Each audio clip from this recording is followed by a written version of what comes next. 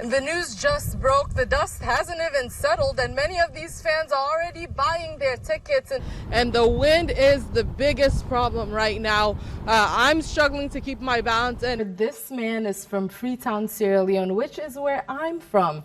Hundreds of comments have poured in on social media with people who say the sentence is too lenient, like this one from a viewer who asked, I was able to get my hands on a copy of the investigation report. Now take a look at this with me.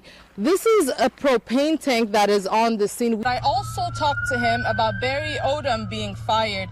He seemed to be sympathetic toward Odom. It's the end of the day, so the airport is not as busy right now, but generally this place is bursting at the seams. In 2014, we had a little over 7,000 homeless people in the state. That's steadily declined since then. Volunteers are here trying to ramp up their efforts to race against the clock. Now, this place has sort of become an unofficial meeting ground for the group. And this is where police say the suspect showed up covered in blood. There's nothing like home. 10 years, ma'am. 10 years. But every year, this room serves as a makeshift dining room, serving some at their lowest, I ran into some trying times and we're homeless. Others far from home. Freetown, Sierra Leone, West Africa. Far away. Far away. Yes, far away.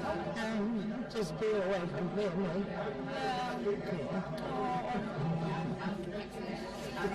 I miss my kids. Yeah. I miss my babies.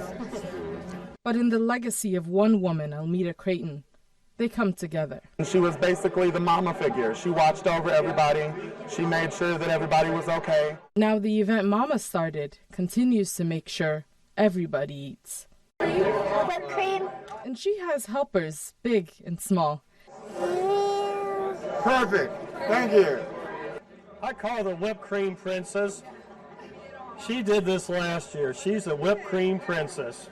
And even the princess knows what it's about. People that need to eat here, that don't really have food. Thanksgiving, even when it doesn't seem like there's much to be thankful for. God is good. This is what the world should be like. It should be one community. Missing home doesn't get any easier. There's nothing like home. Home is always home. But for today, this will do. Now, as you heard, this man is from Freetown, Sierra Leone, which is where I'm from. Now, there aren't many Sierra Leoneans in the U.S., and especially not in mid-Missouri. As I was interviewing other people, I ran into him. We had an emotional reunion. We got to speak our native language together and reminisce about our home. It's a wonderful reminder that no matter where you are, you can find family even halfway across the world. Let's start on October 10th when Mungshi G. Elledge's husband, Joseph Elledge, reported her missing. Columbia Police Department is asking for your help in locating a missing Columbia woman. He said he saw her the day before on October 9th, but police say the last time someone other than her husband saw her was actually October 8th at her house on Eastwood Drive. Police say Joseph waited more than 24 hours to make a missing persons report. Boone County prosecutors say that's because he was driving around remote parts of mid-Missouri for 28 hours before reporting her missing. It just seemed very suspicious. Investigators say he drove from Columbia to Jefferson City, then to a forest near Ashland, and then to Rocheport.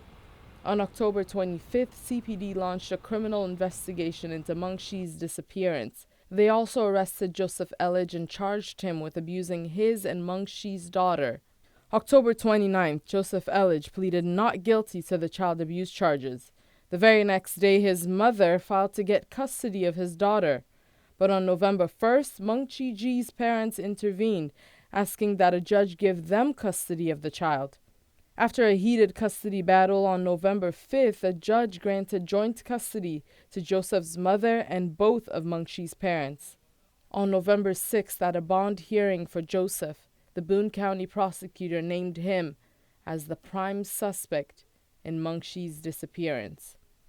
I'm ready to be done talking to you forever. During the hearing, prosecutors played audio recordings.